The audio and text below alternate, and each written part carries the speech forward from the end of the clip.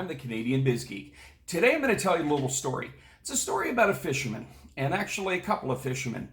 The one fisherman likes to go out onto the lake, and he's got a family to feed, just like all the other fishermen, but he also likes the show. He likes to be the best fisherman on the entire lake. So this fisherman goes out onto the lake, and they spend all day looking for that big fish. So when they bring a fish in, if it's not quite as big as everybody else's fish, they'll throw it back and they'll try to catch a different fish. They'll look at other fish and they won't even bother to try to catch them because what they really want is the big fish. Now, catching that big fish is exciting, and I'm not going to lie. There's certainly a lot of thrill that comes with the hunt and the chase and the fight and finally landing that big fish in your boat. So when you pull in the shore, guess what, everybody? Look at how big my fish is.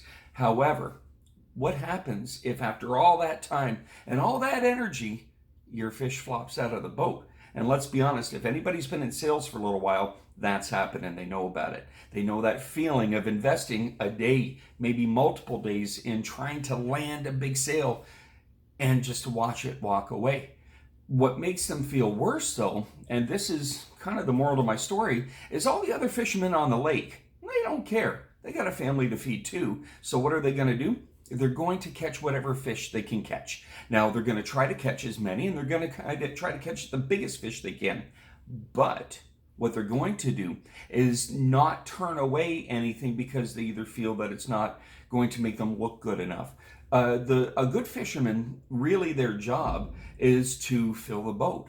So who's the more successful fisherman at the end of the day?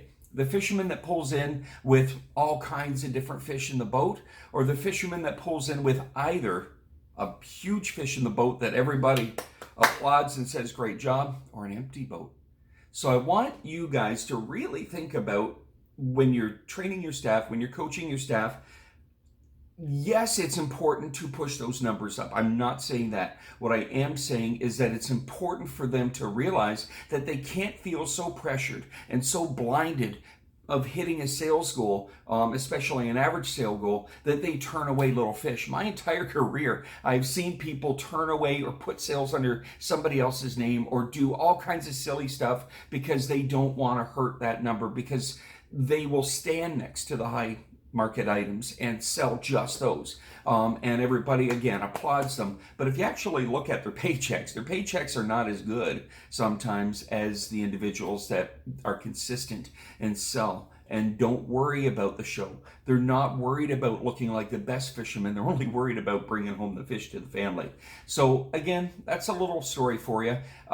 Choose which kind of fisherman you want to be. My personal belief is that the best kind of fisherman is going to be the person that's going to bring not just the fish home for the family, but for the whole town. And in this case, the town being your business. You want a team player. You don't want a hot shot out there on the lake trying to do their own thing. Think about that. I'm Jason. I'm the Canadian Biz Geek. Don't forget to subscribe and also click on the notification bell if you want any more pearls of wisdom. And thank you very much, and we'll talk again soon.